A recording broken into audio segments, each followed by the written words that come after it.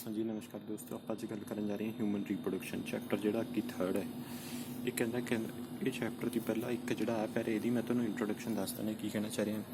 ਕਹਿੰਦਾ as you are aware human are sexually reproducing ਵੀ human sexually reproduce ਕਰਦੇ ਨੇ ਵੀ ਆਪਣੇ ਆਏ ਨਹੀਂ ਹੈਗਾ ਵੀ ਗਮੀਟ ਪਾਣੀ 'ਚ ਜਾ ਕੇ ਤੈਰਦੇ ਨੇ ਨਾ, ਆਪਾਂ ਸੈਕਸ ਕਰਕੇ ਰਿਪਰੋਡਿਊਸ ਕਰਦੇ ਹਾਂ ਵੀ ਪੈਰਿਸ ਹੈ, ਮਤਲਬ ਆਪਣੇ ਬੱਚਾ ਡਾਇਰੈਕਟ ਪੈਦਾ ਹੋਊਗਾ।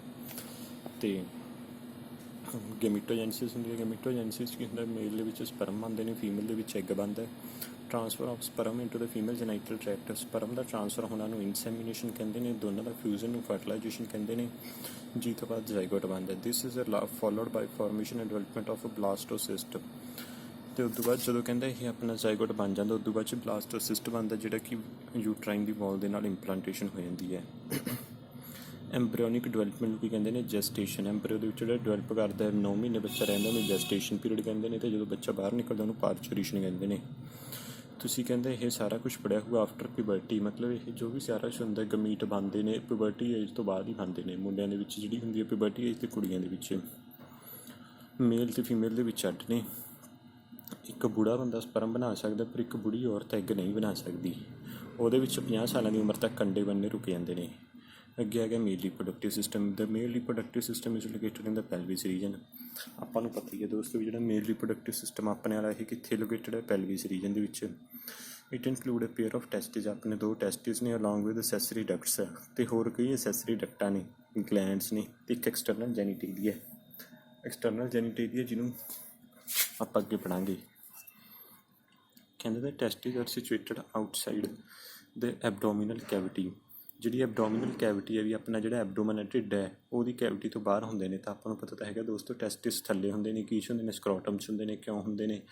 ਕਿਉਂਕਿ ਬਾਹਰ ਟੈਂਪਰੇਚਰ 2 ਤੋਂ 2.5 ਡਿਗਰੀ ਘੱਟ ਹੈ, ਜਿਹੜਾ ਕਿ ਸਪਰਮੈਟੋਜੈਨਸਿਸ ਦੇ ਲਈ ਚਾਹੀਦਾ, ਸਪਰਮ ਬਣਨ ਦੇ ਲਈ ਚਾਹੀਦਾ।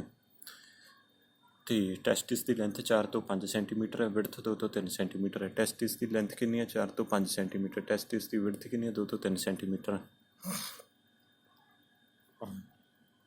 ਅੱਗੇ ਕਹਿੰਦਾ ਤੇ testis is covered by a dense covering. Testis ਦੇ ਬਾਹਰ ਇੱਕ ਡੈਂਸ ਮਜ਼ਬੂਤ ਕਵਰਿੰਗ ਹੁੰਦੀ ਹੈ, ਅਤੇ each testis is has about 250 compartment called testicular lobule. ਹਰ ਇੱਕ ਟੈਸਟਿਸ ਦੇ ਬਾਹਰ ਕਹਿੰਦਾ 250 ਕੰਪਾਰਟਮੈਂਟ ਹੁੰਦੇ ਨੇ, ਵੀ 250 ਖਾਨੇ ਹੁੰਦੇ ਨੇ, ਜਿਨ੍ਹਾਂ ਨੂੰ ਟੈਸਟੀਕੂਲਰ ਲਬਿਊਲਸ ਕਹਿੰਦੇ ਨੇ। ਈਚ ਲਬਿਊਲ ਕੰਟੇਨ 1 to 3 ਹਾਈਲੀ ਕੁਆਇਲ। ਹਰ ਇੱਕ ਜਿਹੜਾ ਲਬਿਊਲ 250 ਲਬਿਊਲ ਨੇ, ਉਹਦੇ ਵਿੱਚ ਇੱਕ ਲਬਿਊਲ ਦੇ ਵਿੱਚ 1 ਤੋਂ 3 ਸੈਮਨੀਫਰਸ ਟਿਬਿਊਲ ਨੇ। 1 to 3 1 ਤੋਂ 3 ਤੱਕ ਸੈਮਨੀਫਰਸ ਟਿਬਿਊਲ ਹੁੰਦੇ ਨੇ, ਜਿਹਦੇ ਵਿੱਚ ਸਪਰਮ ਬਣਦੇ ਨੇ। ਸਪਰਮ ਕਿਹ 'ਚ ਬਣਦੇ ਨੇ? ਸੈਮਨੀਫਰਸ ਟਿਬਿਊਲ ਦੇ ਵਿੱਚ। ਹਰ ਇੱਕ ਲਬਿਊਲ ਦੇ ਵਿੱਚ 1 ਤੋਂ 3 ਸੈਮਨੀਫਰਸ ਟਿਬਿਊਲ ਨੇ, ਜਿੱਥੇ ਸਪਰਮ ਬਣਦੇ ਨੇ। Each seminiferous tubule is lined on its inside by 2 type of cell called male germ cell, ਜਿਹਨੂੰ ਸਪਰਮੈਟੋਗੋਨੀਆ ਕਹਿੰਦੇ ਨੇ, ਅਤੇ ਸਰਟੋਲੀ ਸੈੱਲ। ਹਰ ਇੱਕ ਸੈਮਨੀਫਰਸ ਟਿਬਿਊਲ ਹੈ ਜਿਹੜੀ ਸੈਮਨੀਫਰਸ ਟਿਬਿਊਲ ਹੈ, ਠੀਕ ਹੈ ਨਾ, ਉਹਦੇ ਆਸੇ ਪਾਸੇ ਕਹਿੰਦਾ 2 ਤਰ੍ਹਾਂ ਦੇ ਸੈੱਲ ਹੁੰਦੇ ਨੇ। ਸੈਮਨੀਫਰਸ ਟਿਬਿਊਲ ਦੇ ਆਸੇ ਪਾਸੇ 2 ਤਰ੍ਹਾਂ ਦੇ ਸੈੱਲ ਹੁੰਦੇ ਨੇ। ਮੇਲ ਜਰਮ ਸੈੱਲ, ਜਿਹਨਾਂ ਨੂੰ ਸਪਰਮੈਟੋਗੋਨੀਆ ਕਹਿੰਦੇ ਨੇ। ਮੇਲ ਜਰਮ ਸੈੱਲ ਨੂੰ ਕੀ ਕਹਿੰਦੇ ਨੇ? ਸਪਰਮੈਟੋਗੋਨੀਆ। ਮੇਲ ਦੇ ਜਰਮ ਸੈੱਲ ਨੂੰ ਕੀ ਕਹਿੰਦੇ ਨੇ? ਸਪਰਮੈਟੋਗੋਨੀਆ। ਅਤੇ ਸਰਟੋਲੀ ਸੈੱਲ, ਸਪਰਮੈਟੋਗੋਨੀਆ ਐਂਡ ਸਰਟੋਲੀ ਸੈੱਲ, ਠੀਕ ਹੈ ਨਾ, 2 ਤਰ੍ਹਾਂ ਦੇ ਸੈੱਲ ਹੁੰਦੇ ਨੇ। ਇੱਕ ਤਾਂ ਕਿਹੜੇ ਨੇ? ਮੇਲ ਜਰਮ ਸੈੱਲ, ਸਪਰਮੈਟੋਗੋਨੀਆ ਅਤੇ ਸਰਟੋਲੀ ਸੈੱਲ। ਦੋਨਾਂ ਨੂੰ ਆਪਾਂ ਆਪਦੀ ਕਾਪੀ ਵਾਲੇ ਡਾਇਗਰਾਮ ਦੇ ਵਿੱਚ ਵੀ ਦੇਖ ਲੈਂਦੇ ਹਾਂ।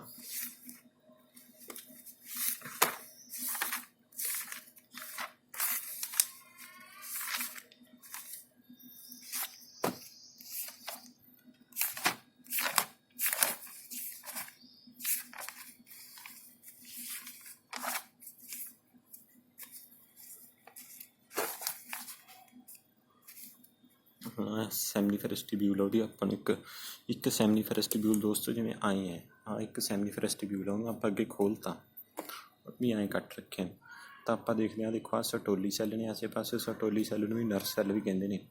ਸਰਟੋਲੀ ਸੈੱਲ ਨੂੰ ਕੀ ਕਹਿਣਗੇ? ਸਰਟੋਲੀ ਸੈੱਲ ਨੂੰ ਹੀ ਨਰਸ ਸੈੱਲ ਕਹਿੰਦੇ ਨੇ, ਇਹਨਾਂ ਨੂੰ ਸਪੋਰਟਿੰਗ ਸੈੱਲ ਵੀ ਕਹਿੰਦੇ ਨੇ। ਸਰਟੋਲੀ ਸੈੱਲ ਨੂੰ ਹੀ ਨਰਸ ਸੈੱਲ ਕਹਿੰਦੇ ਨੇ, ਅਤੇ ਸਪੋਰਟ ਕਰਦੇ ਨੇ, ਇਸ ਕਰਕੇ ਇਹਨਾਂ ਨੂੰ ਸਪੋਰਟਿੰਗ ਸੈੱਲ ਵੀ ਕਹਿੰਦੇ ਨੇ। ਇਹ ਸਬਟੈਂਟੀਕੂਲਰ ਅਤੇ ਸਸਟੈਂਟੀਕੂਲਰ ਹੁੰਦੇ ਨੇ, ਭਾਵੇਂ ਸਪੋਰਟਿੰਗ ਦੇ ਹੋਰ 2 ਨਾਮ ਨੇ। ਤਾਂ ਦੇਖੋ ਨਾ ਦੋਸਤੋ, ਸੈਮਨੀਫਰਸ ਟਿਬਿਊਲ ਹੈ। ਸੈਮਨੀਫਰਸ ਟਿਬਿਊਲ ਇੱਕ ਤਾਂ ਹੋ ਗਏ ਸਰਟੋਲੀ ਸੈੱਲ। ਸਰਟੋਲੀ ਸੈੱਲ ਨੂੰ ਨਰਸ ਸੈੱਲ ਵੀ ਕਹਿੰਦੇ ਨੇ, ਅਤੇ ਬਸ ਵੀ ਜਿਹੜੇ ਸਪਰਮ ਨੇ ਉਹਨਾਂ ਨੂੰ ਖਾਣ ਪੀਣ ਦਾ ਕੰਮ ਇਹ ਕਰਦੇ ਨੇ। ਅਤੇ ਇੱਕ ਹੈਗੇ ਨੇ ਆਪਣੇ ਆਹ ਸਪਰਮੈਟੋਗੋਨੀਅਮ, ਜਿਹੜੇ ਬਲੈਕ ਪੈਨ ਨਾਲ ਬਣਾਏ ਗਏ ਨੇ। ਸਪਰਮੈਟੋਗੋਨੀਅਮ ਨੂੰ ਕੀ ਕਹਿੰਦੇ ਨੇ? ਮੇਲ ਜਰਮ ਸੈੱਲ। ਮੇਲ ਜਰਮ ਸੈੱਲ ਨੂੰ ਕੀ ਕਹਿੰਦੇ ਨੇ? ਸਪਰਮੈਟੋਗੋਨੀਅਮ। ਮੇਲ ਜਰਮ ਸੈੱਲ ਨੂੰ ਕੀ ਕਹਿੰਦੇ ਨੇ? ਸਪਰਮੈਟੋਗੋਨੀਅਮ। ਉਹ ਤੋਂ ਕੀ ਬਣਦਾ? ਪ੍ਰਾਇਮਰੀ ਸਪਰਮੈਟੋਸਾਈਟ। ਸਪਰਮੈਟੋਗੋਨੀਅਮ ਤੋਂ ਕੀ ਬਣਦਾ? ਪ੍ਰਾਇਮਰੀ ਸਪਰਮੈਟੋਸਾਈਟ। ਪ੍ਰਾਇਮਰੀ ਸਪਰਮੈਟੋਸਾਈਟ 'ਚ ਮਿਓਸਿਸ 1 ਹੋਊਗੀ, ਫਿਰ ਬਣੂਗਾ ਸੈਕੰਡਰੀ ਸਪਰਮੈਟੋਸਾਈਟ। ਪ੍ਰਾਇਮਰੀ ਸਪਰਮੈਟੋਸਾਈਟ ਡਿਪਲੋਇਡ ਹੈ, ਪ੍ਰਾਇਮਰੀ ਸਪਰਮੈਟੋਸਾਈਟ ਡਿਪਲੋਇਡ ਹੈ, ਪ੍ਰਾਇਮਰੀ 'ਚ ਹੋਊਗੀ ਮਿਓਸਿਸ 1, ਫਿਰ ਬਣੂਗਾ ਸੈਕੰਡਰੀ ਸਪਰਮੈਟੋਸਾਈਟ ਹੈਪਲੋਇਡ ਹੈ, ਫਿਰ ਮਿਓਸਿਸ 2 ਹੋਊਗੀ, ਫਿਰ ਬਣੂਗਾ ਸਪਰਮੈਟਿਡ, ਉਦੋਂ ਬਾਅਦ 'ਚ ਸਪਰਮੀਓਜੈਨੇਸਿਸ ਦੇ ਨਾਲ ਬਣੂਗਾ ਸਪਰਮ। ਤਾਂ ਜਿਹੜੇ ਚਾਰੇ ਪ੍ਰੋਸੈਸ ਨੇ ਆਪਾਂ ਦੇਖੋ ਨਾ ਦੋਸਤੋ, ਬਲੈਕ ਪੈਨ ਕੀ ਹੈ? ਸਪਰਮੈਟੋਗੋਨੀਅਮ। ਰੈੱਡ ਪੈਨ ਕੀ ਹੈ? ਪ੍ਰਾਇਮਰੀ ਸਪਰਮੈਟੋਸਾਈਟ, ਇਹ ਵੀ ਡਿਪਲੋਇਡ ਹੈ, ਇਹ ਵੀ ਡਿਪਲੋਇਡ ਹੈ। ਉਦੋਂ ਬਾਅਦ 'ਚ ਬਣੂਗਾ ਸੈਕੰਡਰੀ ਸਪਰਮੈਟੋਸਾਈਟ, ਕਿਹਦੇ ਨਾਲ? ਮਿਓਸਿਸ 1 ਦੇ ਨਾਲ। ਪ੍ਰਾਇਮਰੀ ਸਪਰਮੈਟੋਸਾਈਟ ਡਿਪਲੋਇਡ ਹੈ, ਸੈਕੰਡਰੀ ਸਪਰਮੈਟੋਸਾਈਟ ਹੈਪਲੋਇਡ ਹੈ। ਸੈਕੰਡਰੀ ਸਪਰਮੈਟੋਸਾਈਟ ਤੋਂ ਬਾਅਦ ਬਣੂਗਾ ਟਰਸ਼ਰੀ, ਨਹੀਂ ਸੈਕੰਡਰੀ ਸਪਰਮੈਟੋਸਾਈਟ ਤੋਂ ਬਣੂਗਾ ਸਪਰਮੈਟਿਡ।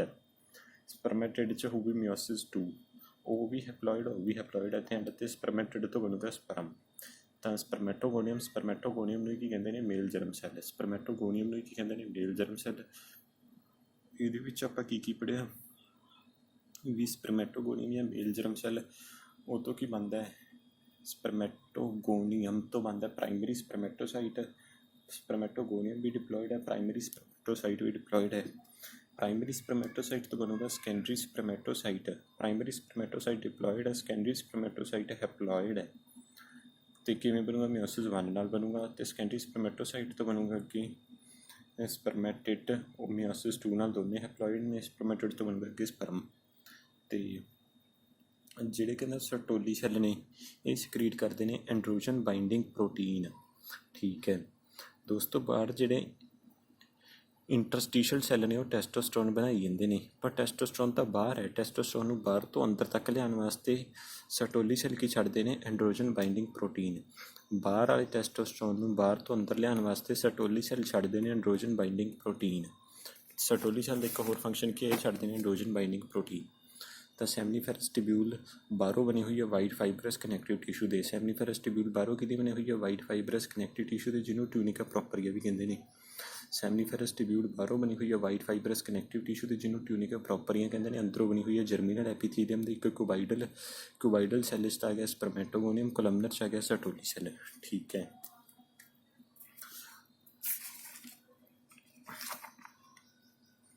ਸੈਮਨੀਫੈਰਸ ਟਿਬਿਊਲ ਬਾਹਰੋਂ ਬਣੀ ਹੋਈ ਹੈ ਵਾਈਟ ਫਾਈਬਰਸ ਕਨੈਕਟਿਵ ਟਿਸ਼ੂ ਦੇ। ਸੈਮਨੀਫੈਰਸ ਟਿਬਿਊਲ ਬਾਹਰੋਂ ਕਿਹਦੀ ਬਣੀ ਹੋਈ ਹੈ? ਵਾਈਟ ਫਾਈਬਰਸ ਕਨੈਕਟਿਵ ਟਿਸ਼ੂ ਦੇ, ਜਿਹਨੂੰ ਟਿਊਨਿਕਾ ਪ੍ਰੋਪਰੀਆ ਕਹਿੰਦੇ ਨੇ। ਅੰਦਰੋਂ ਸੈਮਨੀਫੈਰਸ ਟਿਬਿਊਲ ਕਾਹਦੀ ਬਣੀ ਹੋਈ ਹੈ?